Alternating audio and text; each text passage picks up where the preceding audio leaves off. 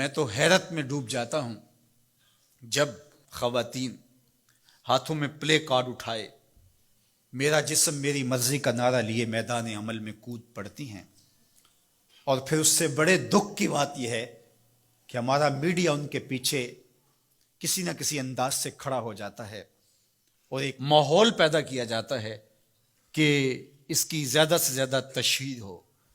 میرا معاشرہ، میرا دین، میری مشرقی روایات، میرا کلچر، میرا تمدن، میری تہذیب اس کی حمایت نہیں کرتا۔ میرا دین تو مجھے اس بات کا سبق دیتا ہے، میری بہن کو، میری بیٹی کو، میری ماں کو، میری بیوی کو میرا دین یہ سبق دیتا ہے کہ وَلَا تَضْرِبْنَ بِأَرْجُلِهِنَّ لِيُعْلَمَ مَا يُخْفِينَ مِنْ زِينَتِهِنَّ، کہ وہ اتنے زور سے قدم بھی نہ رکھیں کہ ان کے پاؤں میں پڑے ہوئے پازیب کی چھنکار غیر مرد کے کانوں تک پہنچے۔ جو اسلام اپنی شہزادیوں کے پاؤں میں پڑے ہوئے پازیب کی جھنکار بھی غیر مرد تک جانے سے روکتا ہے، تو کیسے گوارا کیا جا سکے کہ ٹھمکے لگا کے عورتیں ہاتھوں میں پلے کارڈ اٹھائے بلند آواز سے نعرے لگا رہی ہوں اور جو ہے وہ دھمک دھمک کر کے جو ہے وہ اپنے حقوق مانگ رہی ہو۔ تم حقوق کس سے مانگتے ہو؟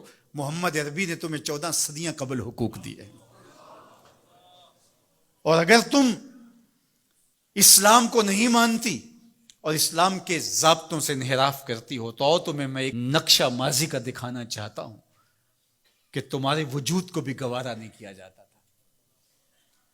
اٹھا کر کے سسکتی بچی کو زندہ درگور کر دیا جاتا تھا۔ بھائی اس لیے کاٹ دیتا تھا کہ کل کوئی میرا بہنوئی نہ کہلائے۔ عکاس کے میلے میں بیٹوں کے ہاتھوں مائیں فروخت نہیں ہوئی؟ تذلیل کا اور کیا روپ تھا جو عورت نے نہیں دیکھا تھا؟ یہ تو اسلام کا فیض ہے کہ اسلام نے ماں کا روپ دیا، اسلام نے عورت کو بہن کا روپ دیا، عزتوں کی مسند پہ بٹھایا۔ بیٹیاں زندہ درگور ہو رہی تھی، میرے حضور نے کہا میری فاطمہ میرے جگر کا ٹکڑا ہے۔ اس کو بتایا کہ تو تکریم کی جگہ پہ ہے، تو عزت کے مقام پہ ہے، اور حضور علیہ السلام سے سیدہ ملنے آتی، حضور اٹھ کے استقبال کرتے۔ عورت کہتی ہے مجھے حق نہیں دیا گیا جتنے حق تجھے دیے گئے۔ مرد کو وراثت میں ایک حق دیا گیا، عورت کو 2 حق دیے گئے۔ وہ باپ کی وراثت میں بھی حق لیتی ہے، شوہر کی وراثت میں بھی حق لیتی ہے، اس کو 2 حق دیے گئے۔ تو یہ تو عزت اسلام کی دی ہوئی ہے، یہ تو وقار اسلام کا دیا ہوا ہے۔ اسلام نے تجھے تکریم کی مسند پہ بٹھایا ہے، اسلام تمہیں عزت کے مقام پہ بٹھایا ہے، تو آوارہ ہو گئی، تو ہاتھ میں پلے کارڈ اٹھائے بازاروں میں گھومنے لگی، آوارگی کو اپنا حق سمجھنے لگی۔ یہ تو نقص تھا، یہ تو جاہلیت کے زمانے کی عورتوں کا مزاج تھا۔ تجھے تو یہ کہا گیا فَلَا تَخْضَعْنَ بِالْقَوْلِ فَيَطْمَعَ الَّذِي فِي قَلْبِهِ مَرَضٌ، کہا کہ جب دروازے پہ دستک ہو یا تو فون اٹھا لے، مجبوری ہو کسی غیر مرد سے تجھے بات کرنا، تو تجھے میرا دین کہتا ہے اپنی آواز میں لوچ نہ پیدا ہونے دینا، آواز کو تھوڑا سا کرخت کر دینا، دل کا کوئی روگی تیری آواز کی نرمی سے کوئی اور معنی نہ نکال لے۔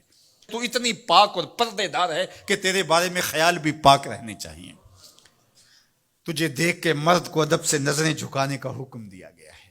نگاہیں نیچی کر لو، محمد کی شہزادی آ رہی ہے۔ نگاہیں نیچی کر لو، فاطمہ کی بیٹی آ رہی ہے۔ نگاہیں نیچی کر لو، عائشہ کی بیٹی آ رہی ہے۔ تو عزت کے مقام پہ بٹھائی گئی، تو کس نے تجھے آوارہ کر دیا؟ کس نے تجھے بدچلن کر دیا؟ چند ٹگوں پہ، چند ملکوں کے سرمائے پہ، اور چند آوارہ عورتوں کے کہنے پہ جو مغرب کی وظیفہ خور ہیں اور جو نہ نظریہ پاکستان کو مانتی ہیں اور نہ ہی نظریہ اسلام کو مانتی ہیں، ان کے کہنے پہ تو ان کے ساتھ جا کے کھڑی ہو گئی۔ پلٹا واپس، تیری راہیں تیرا دین دیکھ رہا ہے۔ یہ 4 دن کی زندگی ہے، یہ بکھر کے ٹوٹ جانے والی سانسیں ہیں۔ آجا، تیرا دین انتظار کر رہا ہے، تیری نسلیں تیرا انتظار کر رہی ہیں۔ بطول باش و پنہا شو ازیں اثر کہ در آغوش شبیر بگیری۔ اقبال نے کہا بہن بطول بن جا اور زمانے کی نگاہوں سے پوشیدہ ہو جا، پھر تیری آغوش میں بھی حسین کے جانشین پیدا ہوں گے۔ تو مغرب کی ٹینو نہیں ہے، تو محمد کی بیٹی ہے، اور تیرا پردہ تیرے لیے بوجھ نہیں ہے، تیرے پردے کی ایک ایک سلوٹ تیری آبرو کا پیرا ہے۔ تیرا برقع تیری عظمتوں کا نشان ہے۔ جب تو برقعے میں سمٹ کر، جب تو شرعی پردے کے ساتھ ڈھیلا لباس پہن کے گھر سے کسی کام سے مجبوراً نکلتی ہے تو فرشتے بھی ادب سے سر جھکا لیتے ہیں.